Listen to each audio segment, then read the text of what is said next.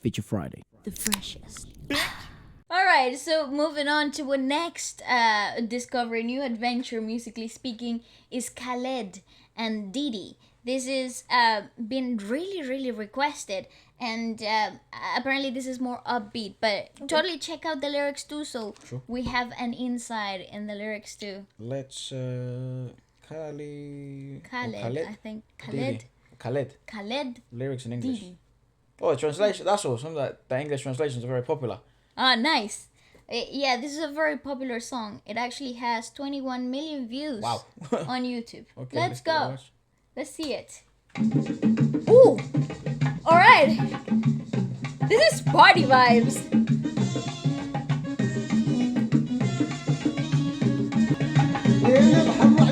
It's just like a classic. I like the t-shirt, that shirt!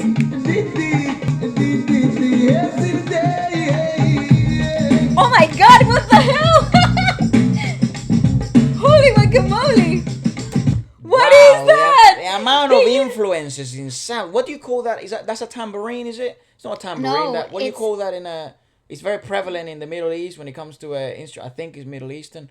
That instrument. What do you call that? It sounds like a djembe. But it's not a It djembe. sounds like a it sounds like a tambourine, but it's not because it's shaped differently, and it also sounds like what was that very indigenous instrument in Venezuela? A lot of tambor, Tambor? bands used to They have had them. like an elongated one, yeah. And it was kind of like an ice cream cone, and then he expanded even more. What the hell was that? I don't remember, dude. But I used to love the sound of that. It's obviously I that. love the freaking funky mixture of the 80s Pop. sound with including visuals, the party feel to it with the very very folkloric I sound did of not know this Me mix existed. neither. Go How- back. That drop is fucking It's- something else. I don't. It's obviously not new. It's obviously from the 80s, but And in terms of the chords, it's very complex. Really? yeah, it All right. sounds it. Wait, It's- wait. In case you hear that voice, that's the father, aka producer. He also has the capability. He's got a superpower in his iPad. We can search up the chords, so all the songs that we're listening to, so he can kind of break them down musically for us, and then we can. That's how kind of we know what chords they are. We're not that actually good at recognizing chords. Nah, not He's at got all. a superpower there through technology. This is amazing, though. I really like this song. How fun is it? See? Oh my god! It even drops in a weird beat. Listen, it doesn't feel like it doesn't feel.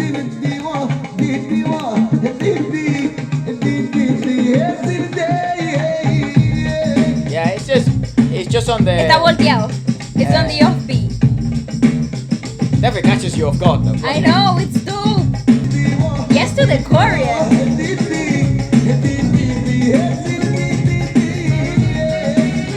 You can't feel bad listening to this. What the fuck?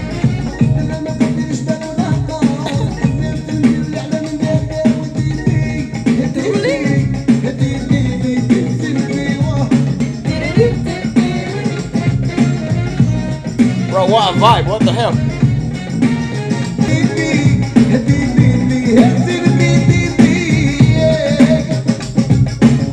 Pause. You might want to lower it, mate. We don't want to get brilliant. kicked out of here. Sorry, I just had to turn up. It's so good. It's a brilliant song. Okay, so the lyrics is, I'm burning in the fire of love, but you're not. I will not make you go away from me, so I don't cry later. So it's like, I hope you don't go away from me so I don't cry later.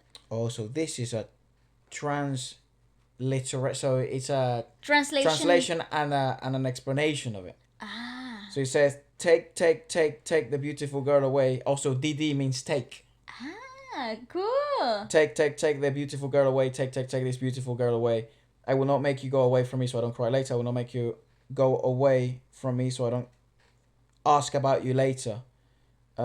Even if they take you to the top of the highest mountain, I will still come to see you. This literally means, who doesn't know her belt? It's a metaphor that, okay, so he's explaining the thing. He says, it's a metaphor that means everybody knows her, or possibly that she's known well by other men because of maybe she hangs in bars, or maybe she's beautiful. And then the chorus is, I have bad luck and destiny, I have a bad luck and destiny. drop the fishing net in the sea and cry on the bad luck. This is another metaphor. He's describing his bad luck just like a fisherman who drops his fishing net into the sea and gets no fish. Let's see. And then he says, "Who doesn't know her belt?" Explaining the above. So obviously, a lot of people know her.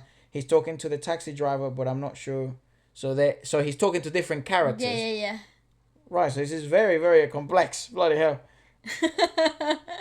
I'm kind of getting the gist. You kind of see the whole storyline of it. Yeah, I kind of understand a little bit. Lyrically, it's not very like extensive, but it seems each time he approaches the same sentence to another person in the video, he has a different meaning, or he's meaning it in a different context. I like that. I like the repetitive aspect of it, because it makes you catch on really quickly. Oh, the Didi, of course. Yeah, it's really nice, and it's rhythmically so freaking fire. It seems to be key when you're trying to break through the international market, right? Something, it could be onomatopoeical, it could be something just catchy and easily repeatable and reproduce. Yeah, exactly. Something easy to reproduce by people that don't speak the language. Yeah. But now I know how to say take, which is Didi, and I can sing it, and it feels like I know what I'm saying. I might be murdering the pronunciation, but Yeah, but it's good vibes. Hard. See, like the fish in the fishing net, I see. Great looking women in the video too. Fantastic dancers. It's a good cast. What? You see what I mean? It's like, I don't know what I'm saying, but it feels like I do.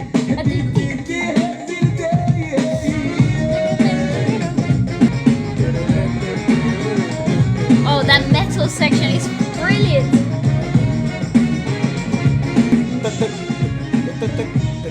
That instrument. You hear in the back. Please.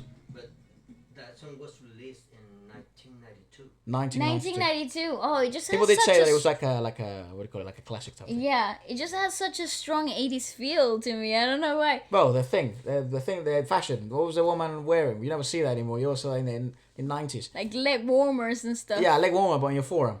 Yeah. You know? It's it is late 80s, early 90s. That whole Prince of Bel-Air fashion, Afro type of thing. Yeah. Women with short hair type of thing. And that beat, that type of like rhythmical. Western world. Yeah, but it was in the West, yeah, and this is in the East, right? That's dope, isn't it? So that's what I mean. Such a great fusion. It's interesting then to go back in history and to see that things, because back then the internet obviously wasn't a thing, right?